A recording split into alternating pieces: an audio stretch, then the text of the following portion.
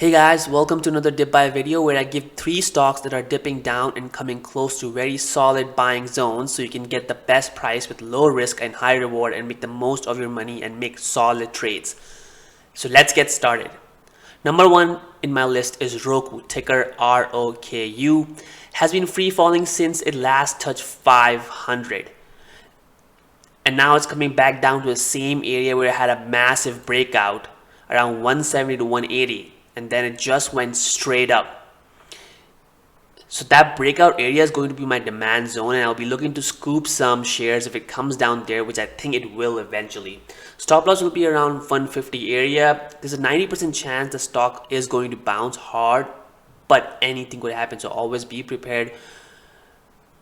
What are you going to do if it doesn't do what you think it's going to do? All right, now if you want to learn about this strategy I'm using here, I'll put the link down below and explain it in 3 minutes. Everything is free, so all I ask in return is that you hit that like button. Let me know in the comments below if you find this helpful.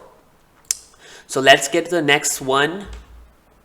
Next I have is PTON, ticker PTON. Guess where it's coming down to? The same level where it used to be before the pandemic level. Had a massive breakout around 34 and went all the way to 160. Right now it's almost coming back down to same area where it started from, which was its fair price before. However, the difference now is that everybody knows about this company, so when this comes down to cheap prices, people are going to scoop it up. So looking to get in close to 30 to 35 around this area, which was the support area, and with stop loss below 20. Now before I get to my final pick, keep in mind these are all swing trades and will take time to develop. Once you're in them, it might take a few weeks to give good return. The main key to success here is being patient. Now I'm making this video a little too early so that you are prepared and ready to press the trigger when it's needed. Also, please make sure to do your own due diligence and risk what you're willing to lose.